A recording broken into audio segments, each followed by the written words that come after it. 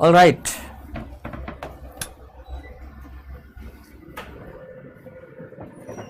Good afternoon everybody. I hope you are doing very well. आपका बहुत बहुत स्वागत है. कंप्लीट इंग्लिश कोर्स का ये लेक्चर नंबर 37 है. ठीक है.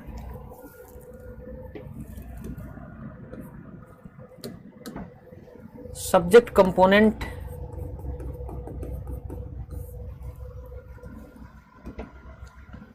वर्ब ऑब्जेक्ट कॉम्प्लीमेंट और एडवर्बियल, यही हैं 5 चीज़ें जो पूरी इंग्लिश को बनाती हैं. इन्हीं को पढ़ना होता है. वर्ब कंपोनेंट के हम लोग 90 फॉर्म्स ऑलमोस्ट सीख चुके हैं. ठीक है. सब्जेक्ट कंपोनेंट में नाउन प्रोनाउन काम करता है, नाउन फ्रेज काम करता है, नाउन क्लॉज काम करता है, इन्फिनेटिव और जेरंड काम करता है. अभी हम लोग नाउन फ्रेज के कंस्ट्रक्शन के बारे में सीख रहे हैं. स्पेशली क्या सीख रहे हैं नाउन फ्रेज के कंस्ट्रक्शन में कि किसी नाउन के साथ adjective, adjective phrase, adjective clause, preposition, phrase, participle और इन्फिनेटिव का इस्तेमाल कैसे होता है. वर्ब कंपोनेंट में हम लोग almost 90 forms out of 120 forms, हम 90 फॉर्म्स ऑलमोस्ट सीख चुके हैं. अभी होल्ड पे रखते हैं थोड़ी देर के लिए, है ना. सब्जेक्ट कंटिन्यू करेंगे आगे. उससे पहले हम लोग ऑब्जेक्ट पढ़ लेते हैं, कॉम्प्लीमेंट पढ़ लेते हैं, क्योंकि ये छोटे कंपोनेंट्स हैं और एक ही दिन में हम दोनों ख़त्म कर सकते हैं. तो सब्जेक्ट कंपोनेंट की जो पढ़ाई है, लर्निंग इसके बारे में, वो जारी रहेगी. Will continue with that, but in the meanwhile we can learn about objects and complements. ठीक है. ऑब्जेक्ट के रूप में कौन काम करता है? ऑब्जेक्ट के रूप में नाउन काम करता है, प्रोनाउन काम करता है, नाउन फ्रेज काम करता है, नाउन क्लॉज काम करता है और इन्फिनेटिव काम करता है और जीरंड काम करता है. ठीक है. लेकिन जो ऑब्जेक्ट है ना,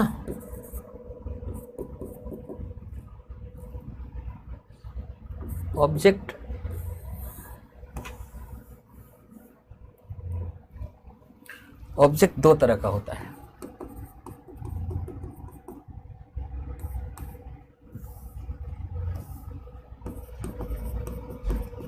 ऑब्जेक्ट दो तरह का होता है. वर्बल ऑब्जेक्ट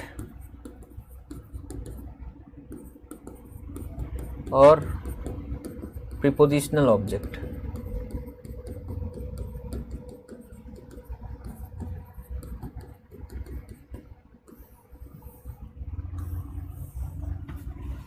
ठीक है. वर्बल ऑब्जेक्ट क्या होता है? ट्रांजिटिव वर्ब के बाद आता है. प्रीपोजिशनल ऑब्जेक्ट क्या होता है? प्रीपोजिशन के बाद आता है. देखिए, ट्रांजिटिव वर्ब के बाद जो वर्बल ऑब्जेक्ट आता है उसके रूप में नाउन भी काम कर सकता है, प्रोनाउन भी काम कर सकता है, नाउन फ्रेज भी काम कर सकता है, नाउन क्लॉज भी काम कर सकता है, इन्फिनेटिव भी काम कर सकता है, जीरंड भी काम कर सकता है. लेकिन प्रीपोजिशन के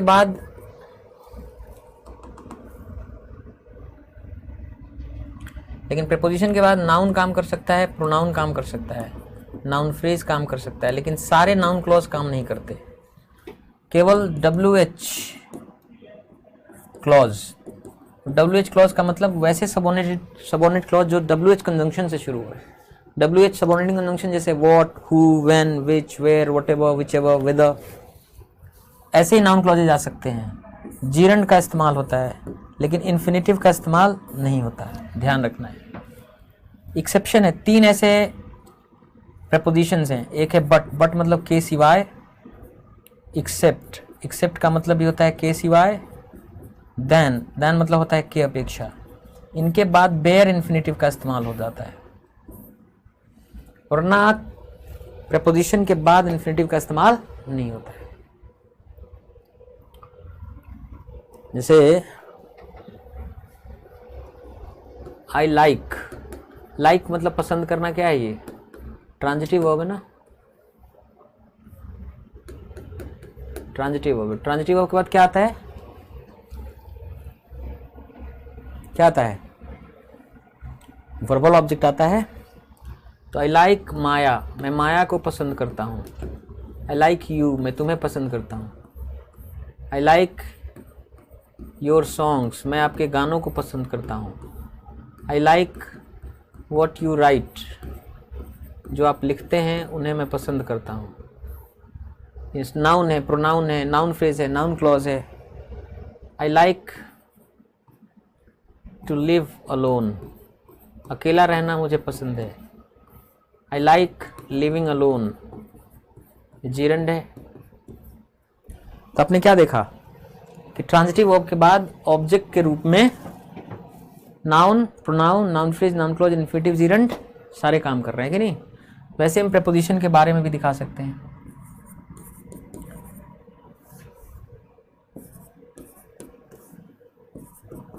आई एम प्राउड, ये देखिए ये क्या है, ये प्रेपोजिशन है।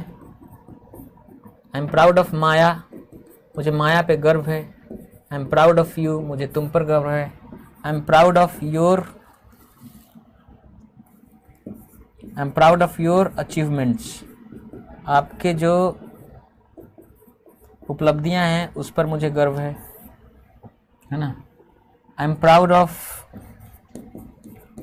वॉट यू डू, जो तुम करते हो उस पर मुझे गर्व है। नाउन है, प्रोनाउन है, नाउन फ्रेज है, नाउन क्लॉज है।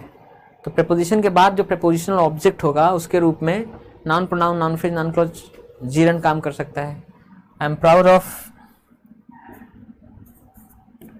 विनिंग द ट्रॉफी, ट्रॉफी जीतने पर मुझे गर्व है। ट्रॉफी जीतने का मुझे गर्व है, उस पर गर्व है। लेकिन इन्फिनेटिव का इस्तेमाल ऐसा नहीं हुआ कि I am proud of to win, infinitive का इस्तेमाल नहीं होता है प्रेपोजिशन के बाद।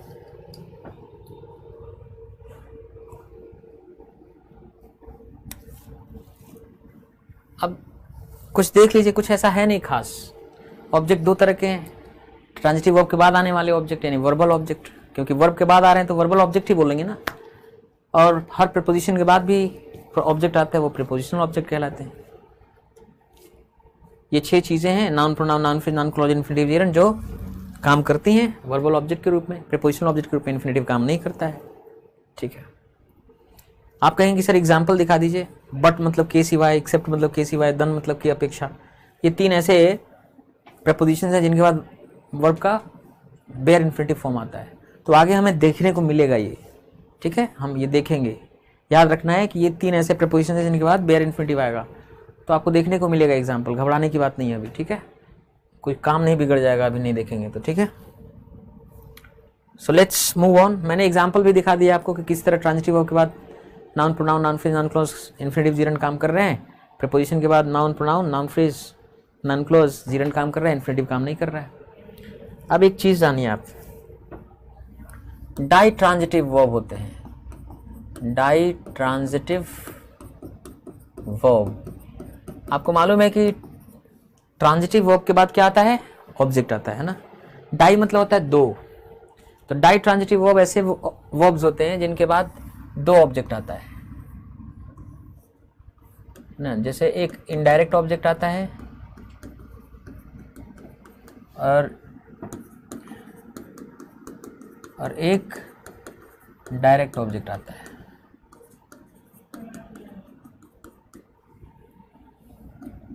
किसको का जवाब देता है इनडायरेक्ट ऑब्जेक्ट, क्या का जवाब देता है डायरेक्ट ऑब्जेक्ट, ठीक है ना।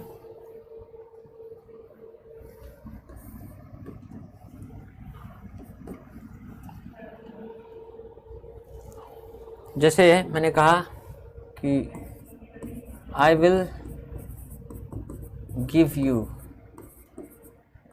दिस बुक, मैं आपको दे दूंगा ये किताब। ये डाई ट्रांजिटिव वर्ब, ये इनडायरेक्ट ऑब्जेक्ट और ये डायरेक्ट ऑब्जेक्ट है कि नहीं। अच्छा, इसको आप ऐसे भी लिख सकते हैं कि I will give this book, मैं ये किताब दे दूंगा टू यू, आपको, है ना।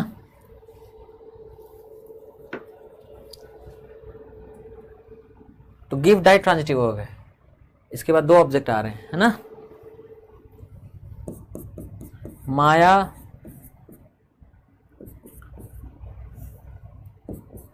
has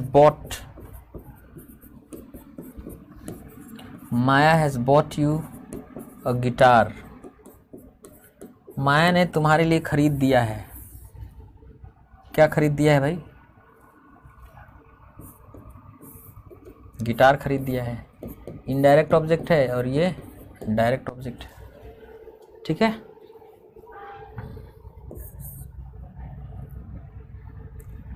Maya has bought you a guitar.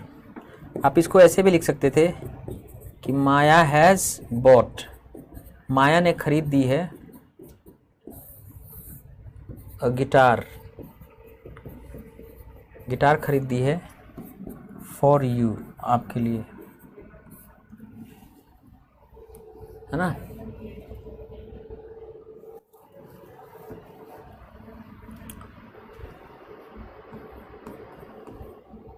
She suggested me a good plan. उसने मुझे एक अच्छा प्लान सजेस्ट किया।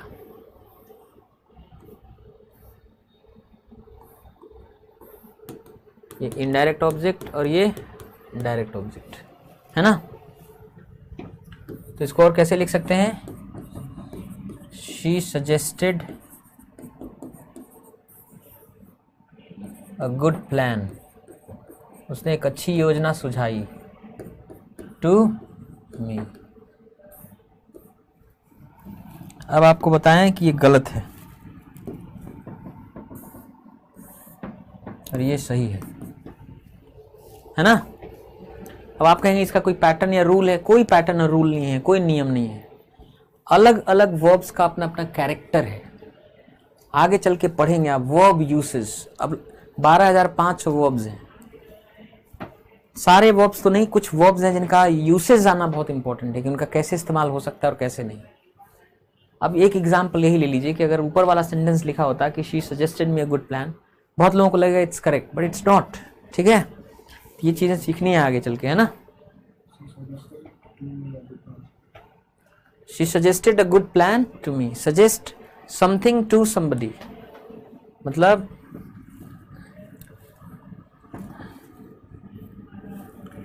सजेस्ट समथिंग टू समबडी होता है। ये नहीं होता है कि सजेस्ट समबडी समथिंग, ये नहीं होता है ना। ये समझना है। अच्छा, अगर आप ऑक्सफोर्ड एडवांस लर्नर्स डिक्शनरी की एंट्रीज देखेंगे तो वहाँ इन सब की चर्चा हुई रहती है। अगर आप वर्ब की कोई एंट्री निकालें तो उसमें बोल्ड लेटर्स में लिखा रहता है कि इसका यूज़ कैसे हो सकता है ना। तो अब जैसे जैसे हम आगे पढ़ेंगे हमें समझ में आएगा कि किन किन चीज़ों को सीखना और जानना पड़ता है। डिक्शनरी देखते हुए किन किन बातों का ध्यान रखना चाहिए।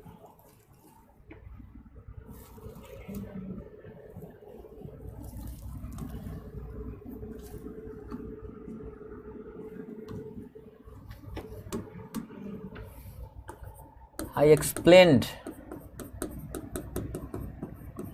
explained my boss everything. मैंने सब कुछ अपने बॉस को समझा दिया। इनडायरेक्ट ऑब्जेक्ट है, ये डायरेक्ट ऑब्जेक्ट है। I explained, मैंने समझा दिया, everything to my boss, अपने बॉस को।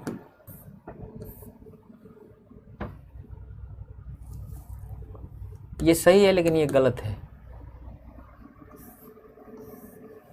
ठीक है,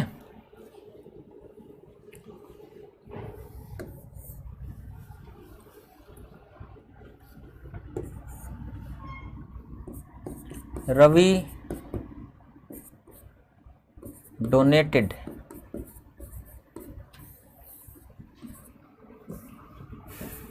donated the temple all his wealth. Ravi ने मंदिर को अपना सारा धन दे दिया, दान कर दिया। रवि डोनेटेड, रवि ने डोनेट कर दिया ऑल हिज वेल्थ, अपना सारा धन टू द टेम्पल, टेम्पल को। ये गलत है।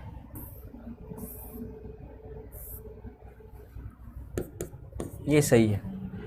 यानी डोनेट समथिंग टू समबडी होता है, डोनेट समबडी समथिंग नहीं होता है। ठीक है, इसका कोई पैटर्न और रूल और नियम नहीं है। आपको हर वर्ब के बारे में सीखना पड़ता है, इंडिविजुअल नेचर उनका। तो आप सोचेंगे कि 12,500 वर्ब में किनका किनका सीखेंगे। सबका नहीं सीखना है, कुछ ही सीखना है जिनका हम डिस्कस करेंगे यहाँ पे। ठीक है,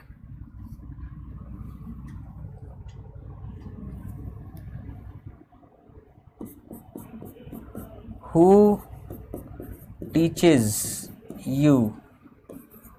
Who teaches you English? कौन आपको इंग्लिश पढ़ाता है? कौन आपको इंग्लिश पढ़ाते हैं?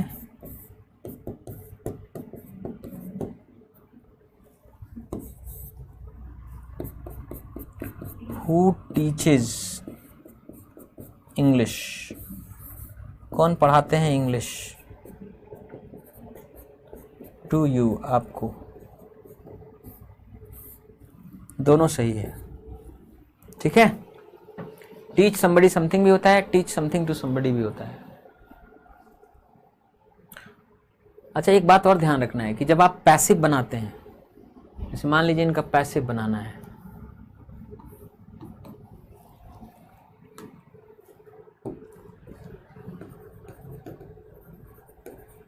पैसिव स्ट्रक्चर बनाना है, तो आप ये नहीं बोलेंगे कि माई बॉस was explained,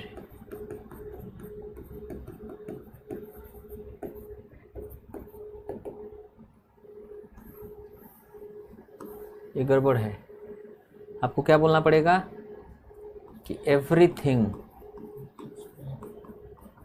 इसमें सब्जेक्ट हमेशा एवरीथिंग, वो थिंग होगा।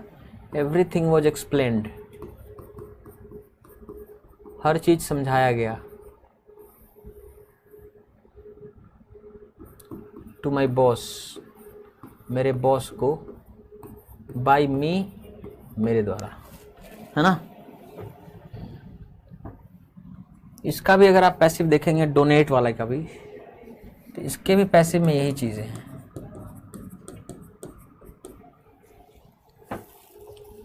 आप ये नहीं बोलेंगे कि the temple was donated.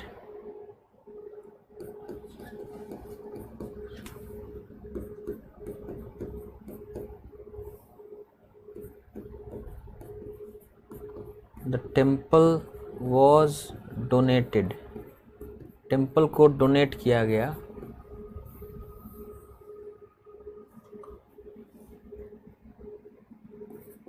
All his wealth, ये गलत है। आपको क्या होगा,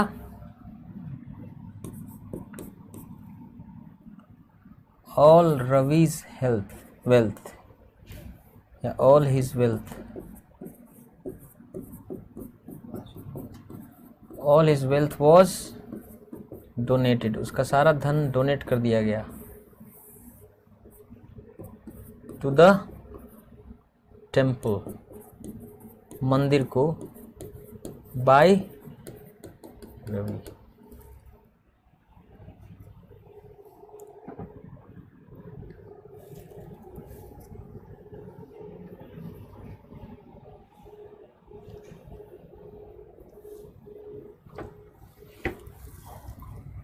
इसका तो दोनों तरीके से बना सकते हैं अपने ना।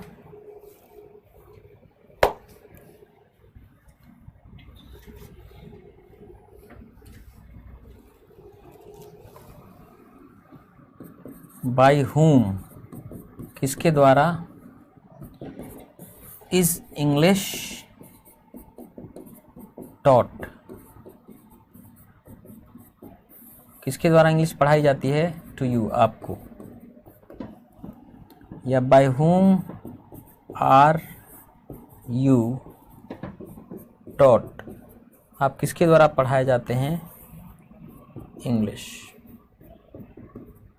दोनों करेक्ट।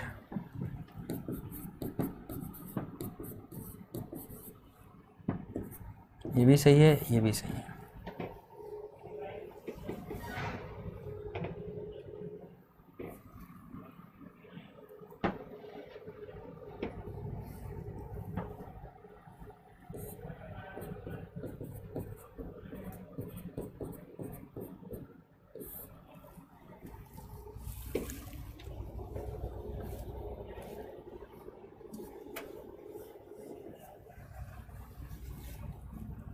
तो डाई ट्रांजिटिव वर्ब के बाद दो ऑब्जेक्ट आते हैं, ठीक है ना, इनडायरेक्ट ऑब्जेक्ट और डायरेक्ट ऑब्जेक्ट, ठीक है जी।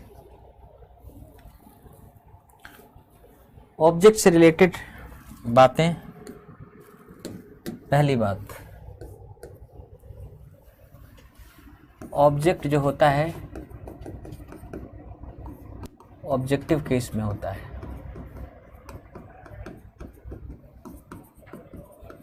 ठीक है।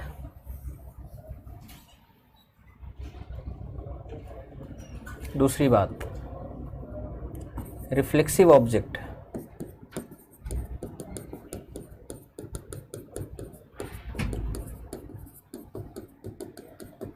ये रिफ्लेक्सिव केस में होता है।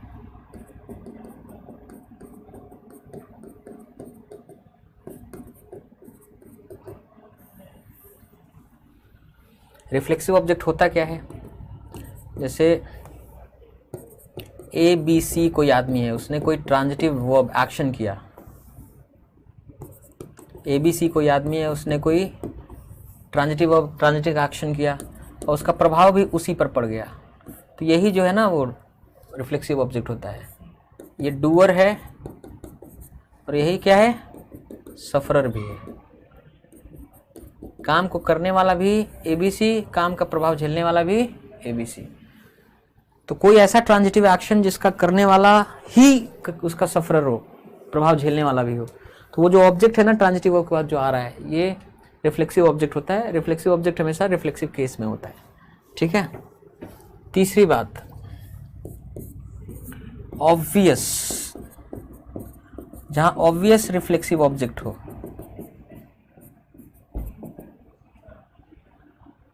ऑब्वियस रिफ्लेक्सिव ऑब्जेक्ट, तो जहां ऑब्वियस रिफ्लेक्सिव ऑब्जेक्ट होता है ना, वो रिफ्लेक्सिव केस में भी हो सकता है और ऑब्जेक्टिव केस में भी हो सकता है।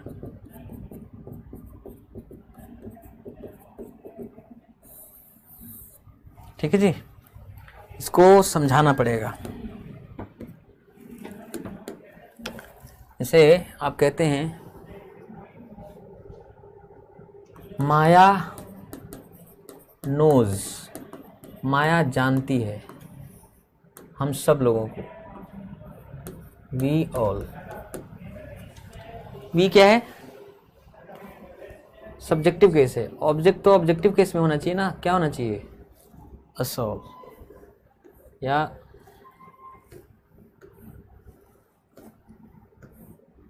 या ऑल ऑफ अस, है ना। There are lot of differences, बहुत सारे डिफरेंसेस हैं between Maya and I. Between क्या है, प्रीपोजिशन है। प्रीपोजिशन के बाद प्रीपोजिशनल ऑब्जेक्ट आते हैं ना, और ऑब्जेक्ट हमेशा किस केस में होता है, ऑब्जेक्टिव केस में होता है ना। आई तो सब्जेक्टिव केस है, तो ऑब्जेक्ट ऑब्जेक्टिव केस में होना चाहिए ना, तो ये गड़बड़ है। हमने कहा रिफ्लेक्सिव ऑब्जेक्ट रिफ्लेक्सिव केस में होना चाहिए। जैसे आपने कहा कि she hurt, hurt hurt hurt, hurt मतलब चोट पहुंचाना। हर्ट का तीनों फॉर्म हर्ट ही होता है। शी हर्ट, उसने चोट पहुंचाया हरसेल्फ, खुद को। जिसने चोट पहुंचाया उसका असर भी उसी पर हुआ। रिफ्लेक्सिव ऑब्जेक्ट रिफ्लेक्सिव केस में होता है ना।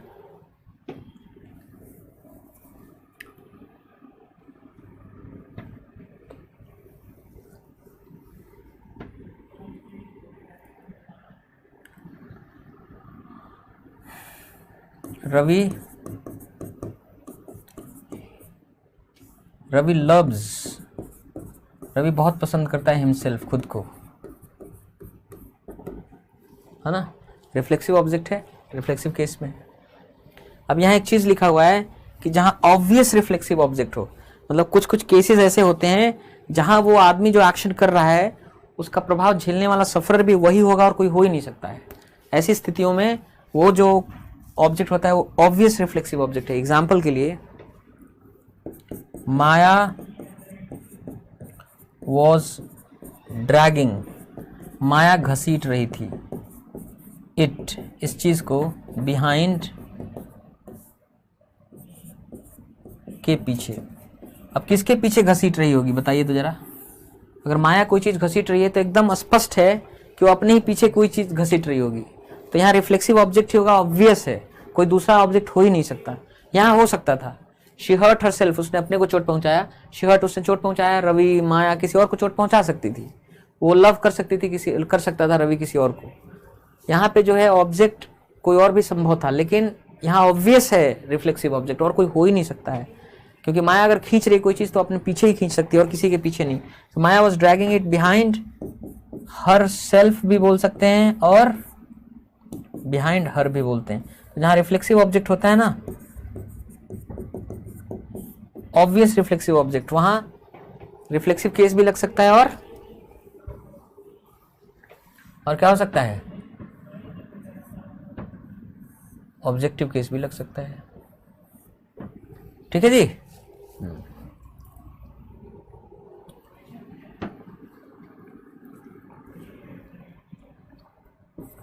आई ऑलवेज कैरी, मैं हमेशा लेकर चलता हूं, अ गन, एक बंदूक। I always carry a gun with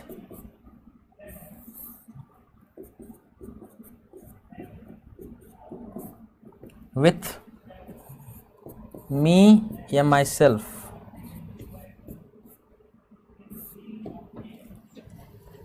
I always carry a gun with me या विद माई सेल्फ, अपने साथ। यहाँ ऑब्वियस है भाई, मैं अगर गन कैरी कर रहा हूँ, लेके चल रहा हूँ, तो अपने साथ ही लेके चलूंगा, किसी और के साथ नहीं लेके चलूंगा। ऑब्वियस है रिफ्लेक्सिव ऑब्जेक्ट, तो वहाँ वो रिफ्लेक्सिव केस में भी हो सकता है और ऑब्जेक्टिव केस में भी हो सकता है। ठीक है जी। एक और चीज़ का ध्यान रखना है कि जब कभी पोजीशन दिखाना होता है ना, जब कभी पोजीशन दिखाना होता है, पोजीशन दिखाने के लिए ऑफ प्रीपोजिशन है ना, इसके बाद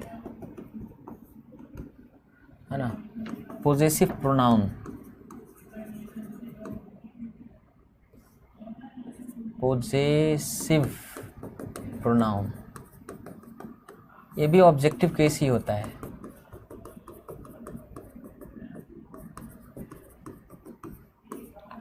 जैसे मेरा एक दोस्त, अ फ्रेंड ऑफ माइन, ये है प्रीपोजिशन, और ये जो आप देख रहे हैं माइन, ये ऑब्जेक्टिव केस ही है।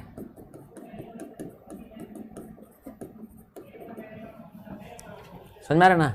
यही एक बात समझना है, माइन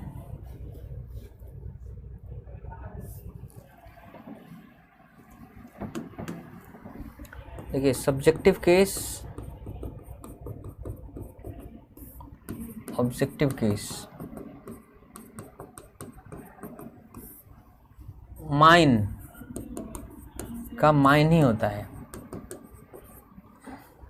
आवर्स, हमारा वाला, हमारे वाले, आवर्स। योर्स, आपका वाला या आपके वाले। हीज, उसका वाला, उसके वाले, मतलब उसका वाला उसके वाले। हर्ष, उसकी वाली उसके वाले।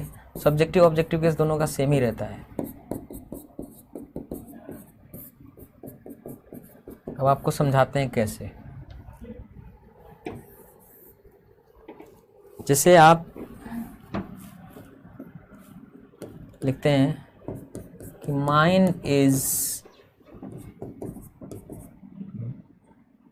बिगर, मेरा वाला ज़्यादा बड़ा है। देखिए ये सब्जेक्ट का काम कर रहा है ना, सब्जेक्टिव केस है ना, सब्जेक्ट है तो सब्जेक्टिव केस में होगा ना। शी लाइक्स योर्स, तुम्हारे वाले को पसंद करती है ज़्यादा। देखिए ऑब्जेक्ट का काम कर रहा है, ऑब्जेक्टिव केस है ना।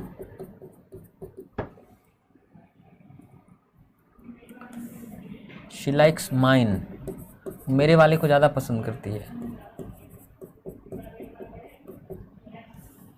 माइन किसका काम कर रहा है? ऑब्जेक्ट का काम कर रहा है। तो माइन सब्जेक्ट का भी काम कर रहा है, सब्जेक्टिव केस भी है। माइन ऑब्जेक्ट का काम कर रहा है, ऑब्जेक्टिव केस भी है ना। Yours need a lot of money, तुम्हारे के लिए बहुत सारा पैसा, तुम्हारे वाले के लिए बहुत सारे पैसे की आवश्यकता है। देखिए सब्जेक्ट का काम कर रहा है योर्स, है ना।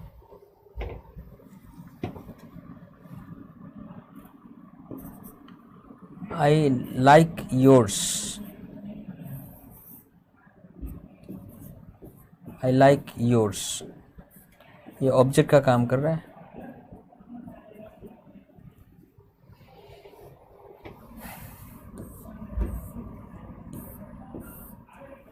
ना।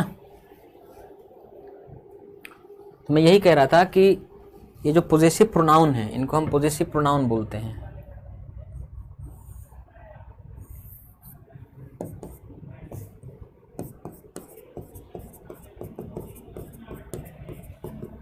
पोजेसिव प्रोनाउन, तो पोजेसिव प्रोनाउन जो है mine, ours, yours, his, hers, theirs, subjective case objective case का दोनों का क्या होता है? सेम होता है। तो मैं एक चीज़ समझा रहा था कि ऑफ प्रीपोजिशन के बाद जो आप ये ऑब्जेक्टिव केस लिखते हैं माइन, तो हमने शुरू में पढ़ा था कि माइन पोजेसिव केस होता है, पर वो एक्चुअली ध्यान से देखेंगे तो ये ऑब्जेक्टिव केस ही है ना।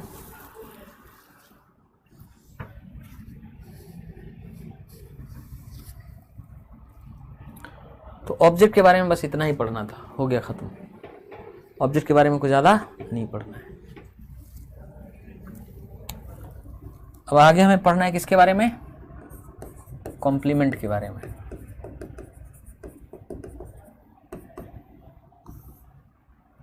कॉम्प्लीमेंट भी दो तरह के होते हैं।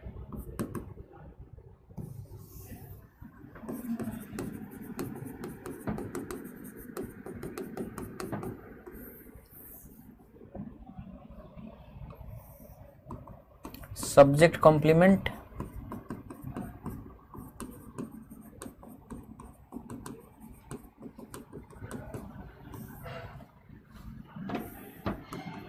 और ऑब्जेक्ट कॉम्प्लीमेंट।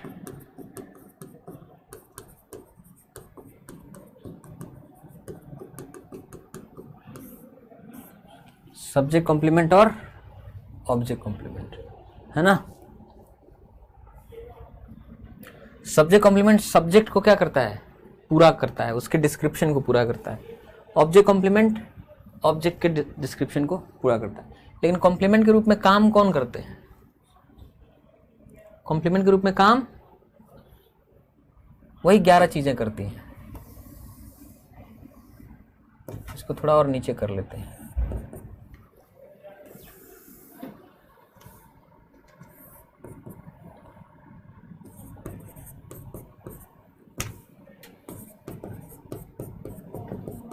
ऑब्जेक्ट कॉम्प्लीमेंट,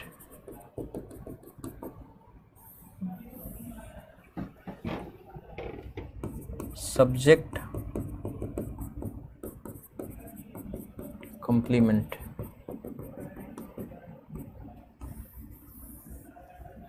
है ना।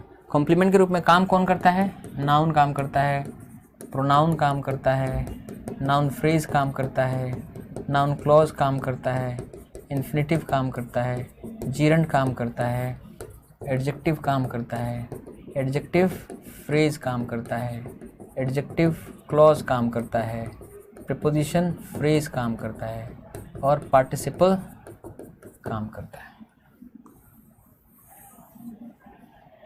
है कि नहीं?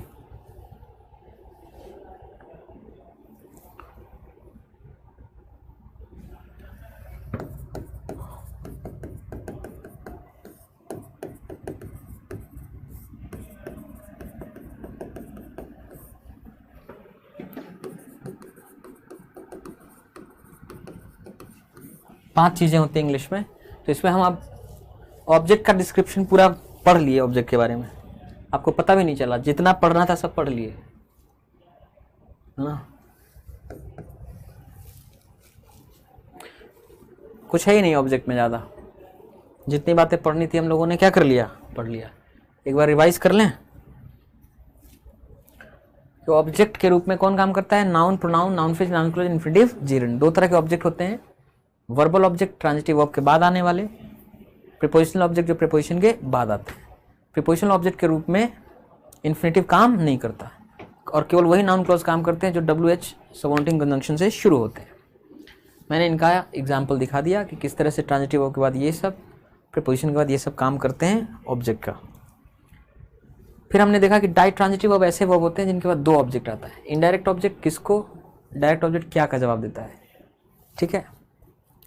तो इसमें ध्यान देना है कि जो डाई ट्रांजिटिव वर्ब्स का जो सेंटेंस स्ट्रक्चर होता है वो दो तरीके से लिख सकते हैं, पर हर सेंटेंस दो तरीके से नहीं लिखा जा सकता। हर डाई ट्रांजिटिव वर्ब का दो तरह से इस्तेमाल नहीं हो सकता। इसके बारे में हमने चर्चा करी। फिर हमने तीन इंपॉर्टेंट चीज़ें देखी, है ना? एक देखा कि ऑब्जेक्ट हमेशा क्या होता है ऑब्जेक्टिव केस में, एक रिफ्लेक्सिव ऑब्जेक्ट क्या होता है हमेशा रिफ्लेक्सिव केस में होता है, और ऑब्वियस रिफ्लेक्सिव ऑब्जेक्ट जो होता है वो हमेशा रिफ्लेक्सिव केस या ऑब्जेक्टिव केस में हो सकता है। इसको हमने समझाया। ऑफ प्रीपोजिशन के बाद पोजेसिव प्रोनाउन का इस्तेमाल करते हैं और एक्चुअली ऑब्जेक्टिव केस होता है। अब हम आगे बढ़ के चले आए, किस में पढ़ने लगे? कॉम्प्लीमेंट के बारे में। समझ में आ रहा है?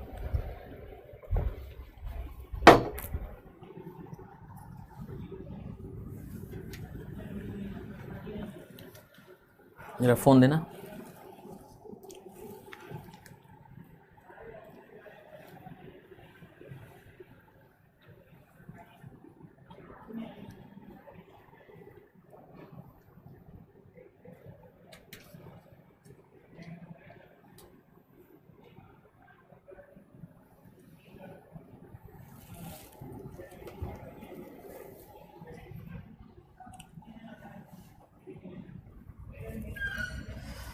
तो कॉम्प्लीमेंट के रूप में यही काम करते हैं। Noun, pronoun, noun phrase, noun close, infinitive, gerund, adjective, adjective phrase, adjective clause, preposition phrase और पार्टिसिपल। दो तरह के कॉम्प्लीमेंट होते हैं। सब्जेक्ट को कंप्लीट करने वाले सब्जेक्ट कॉम्प्लीमेंट, ऑब्जेक्ट को कंप्लीट करने वाले ऑब्जेक्ट कॉम्प्लीमेंट। जैसे आपने लिखा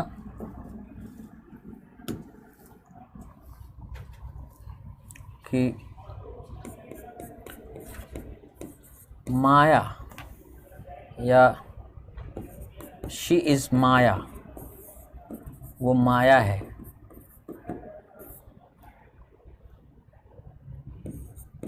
इट वॉज आई, ये मैं था। Noun, pronoun, she is a film actor, वो एक फिल्म एक्टर है। Noun phrase, you are what you eat, आप जो खाते हैं आप वही हैं। नाउन क्लॉज कह लीजिए, एडजेक्टिव क्लॉज कह लीजिए। तो noun, pronoun, noun phrase, noun clause या एडजेक्टिव क्लॉज दोनों हो सकता है।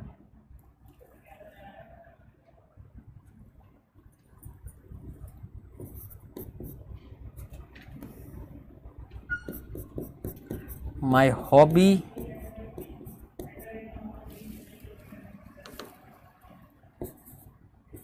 My hobby is to dance, मेरा हॉबी है नाचना। या माई हॉबी इज डांसिंग, मेरा शौक है नाचना। इन्फिनेटिव हो गया, जीरंड हो गया। एडजेक्टिव का काम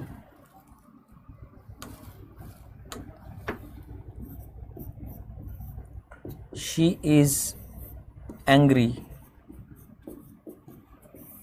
she is very angry,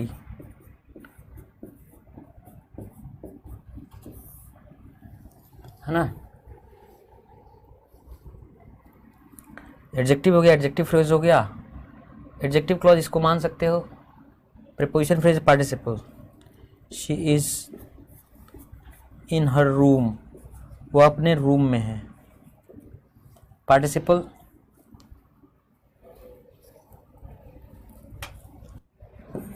it got broken,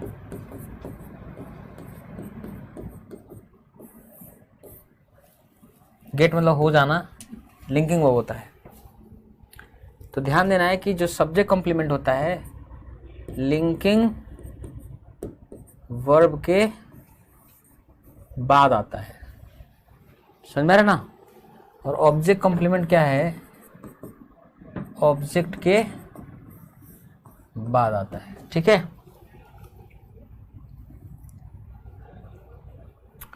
तो सब्जेक्ट कॉम्प्लीमेंट क्यों मैं बोल रहा हूं, क्योंकि ये सब्जेक्ट को पूरा कर रहा है। She is Maya, it was आई, इसमें सब्जेक्ट कॉम्प्लीमेंट हो रहा है ना। इसको जो है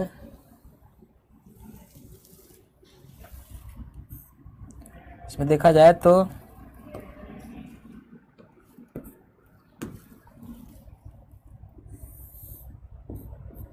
सब्जेक्ट और सब्जेक्ट कॉम्प्लीमेंट आपस में क्या कर रहे हैं, एक दूसरे को पूरक का काम कर रहे हैं ना।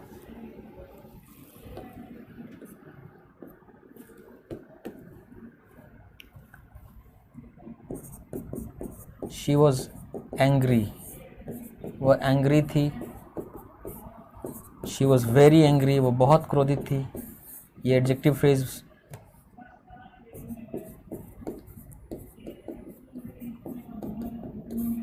She was in her room,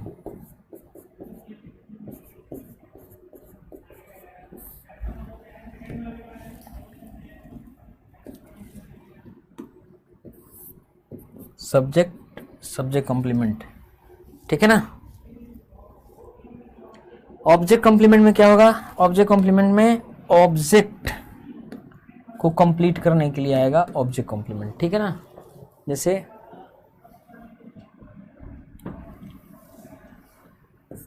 I मिस्टूक,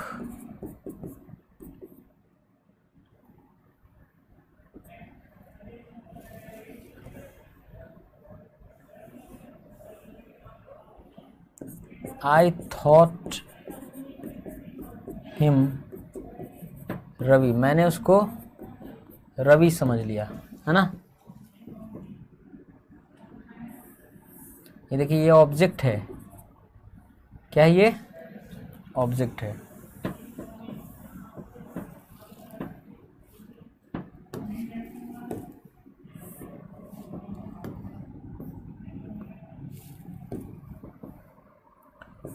I thought him, ये ऑब्जेक्ट है। I thought him रवि, मुझे लगा वो रवि है, ये है ऑब्जेक्ट कॉम्प्लीमेंट, है ना। I thought him Ravi.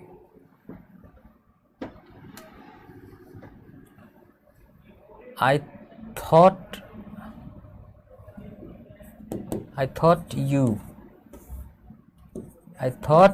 you him, मैंने सोचा तुमको कि वो हो, है ना, ठीक है ना।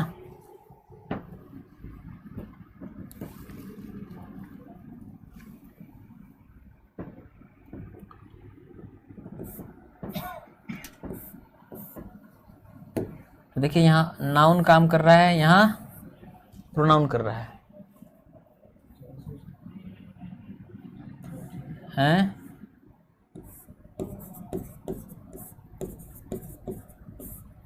ऑब्जेक्ट कॉम्प्लीमेंट के रूप में नाउन प्रोनाउन काम कर रहा है ना।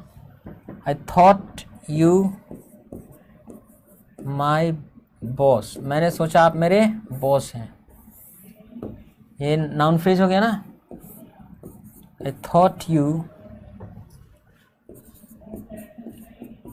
What she said, मैंने आपको समझा वही जो उसने मुझे कहा। ये नाउन क्लॉज हो गया, ये एडजेक्टिव क्लॉज हो गया। तो noun, pronoun, noun phrase, noun clause या adjective clause, infinitive gerund. She got,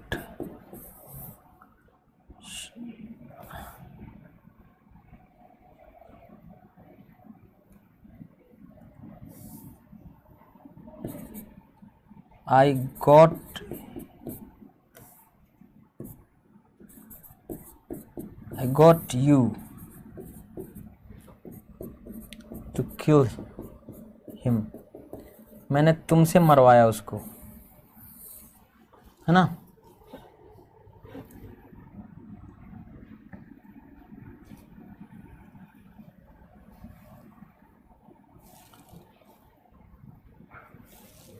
तो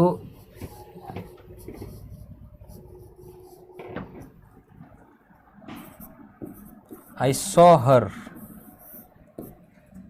I saw you dancing, मैंने तुम्हें डांस करते हुए देखा। ये आप पार्टिसिपल भी मांग सकते हैं और जीरन भी मांग सकते हैं।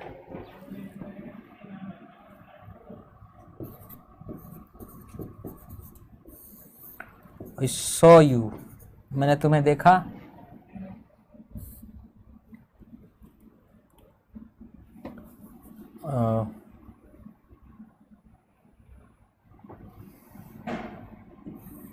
या आई फाउंड यू, तुम मुझे लगे interesting,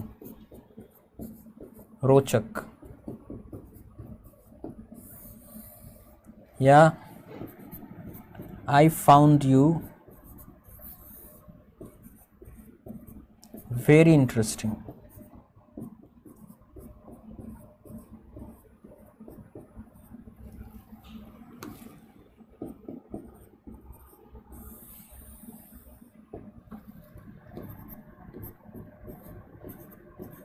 I saw you, yeah, I found you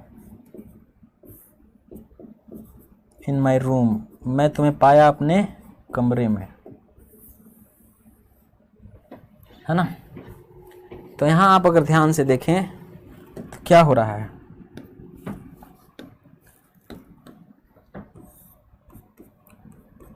object को पूरा करने के लिए क्या आ रहा है, ऑब्जेक्ट कॉम्प्लीमेंट आ रहा है। क्योंकि यहाँ तुम ही रवि हो, तुम ही वो, तुम मेरे boss. I thought you what she said, मैंने तुम्हें सोचा जो उसने कहा। I got you to kill, तुम टू किल हिम, मैंने तुमसे मरवाया उसको, तो तुम ही उसको मारे। I saw you dancing, I found you interesting. समझ में आ रहा है, नहीं आ रहा है? तो भाई कॉम्प्लीमेंट ऑब्जेक्ट का भी हो सकता है और सब्जेक्ट का भी हो सकता है। अगली बात जो आपको जाननी है वो ये,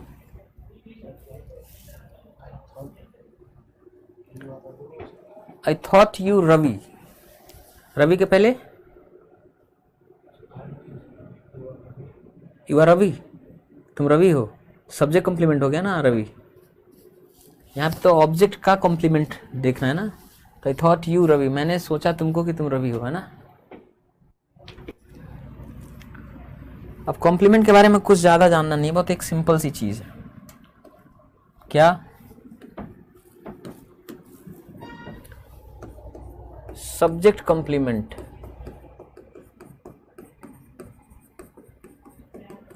सब्जेक्ट कॉम्प्लीमेंट जो होता है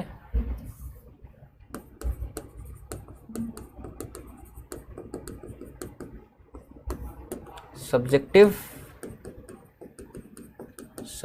केस में होता है, ठीक है। और ऑब्जेक्ट कॉम्प्लीमेंट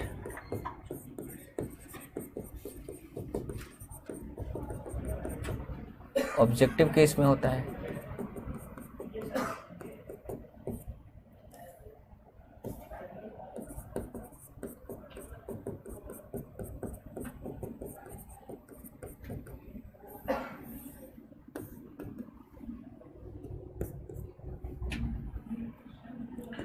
ऑब्जेक्ट कॉम्प्लीमेंट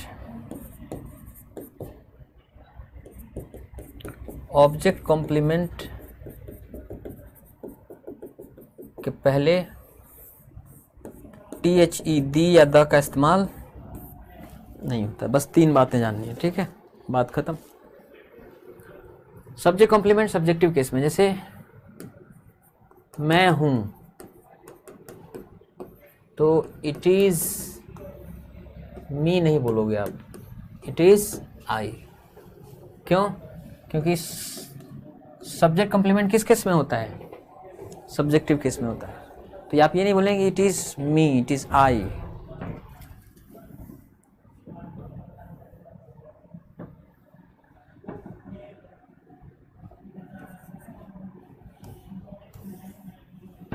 मैं था जिसने तुम्हारी जान बचाई, है ना? कैसे बोलेंगे? It was I who saved your life.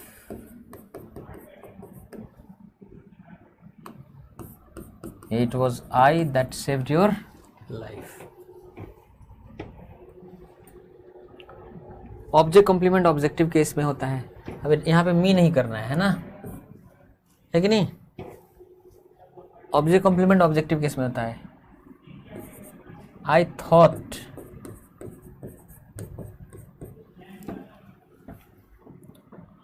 You ही, मैंने तुम्हें समझ लिया कि तुम वो हो, ये क्या होगा? Him. I thought you him. Object complement किस केस में होता है? Objective case. ऑब्जेक्ट कॉम्प्लीमेंट के पहले द नहीं लगता है, जैसे दे इलेक्टेड मी, उन्होंने मुझे चुना।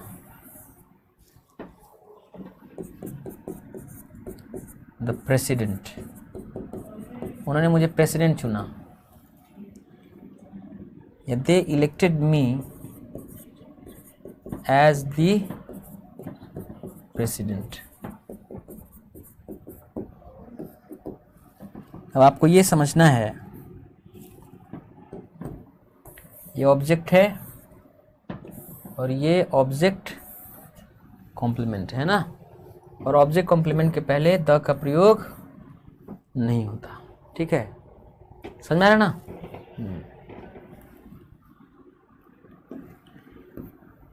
अगर आप इनका पैसिव भी लिखेंगे ना तो उसमें भी ध्यान रखना है कि दे इलेक्टेड मी प्रेसिडेंट या they elected me as president. तो आई वॉज इलेक्टेड, मैं चुना गया। I was elected the president, मैं प्रेसिडेंट चुना गया। या I was elected as the president by them, उनके द्वारा मैं प्रेसिडेंट इलेक्ट किया गया, चुना गया। दोनों ही स्थितियों में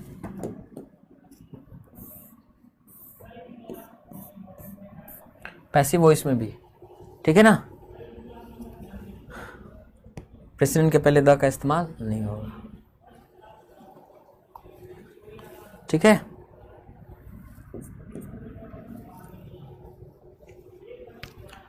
तो ये ऑब्जेक्ट और कॉम्प्लीमेंट के बारे में बस इतनी ही बातें हैं और कुछ नहीं है। तो देखिए, एक ही झटके में ऑब्जेक्ट भी पढ़ लिए और आप कॉम्प्लीमेंट भी पढ़ लिए। तो अगर आप यहाँ आए पहले स्लाइड पर जहाँ से हमने बताया था, शुरू किया था, तो हमने ऑब्जेक्ट भी पढ़ लिया और कॉम्प्लीमेंट भी पढ़ लिया। बहुत जरा सी बातें थी।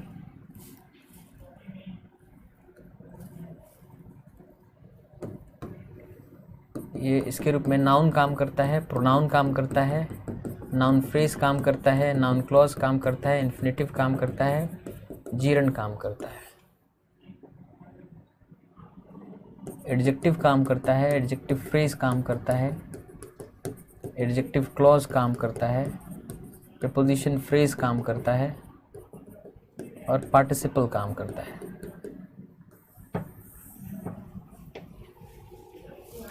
तो हमने क्या क्या पढ़ लिया है?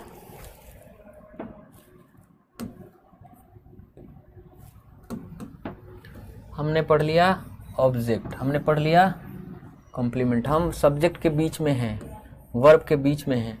अब आगे जो पढ़ना रहेगा वो क्या रहेगा? एडवर्बियल।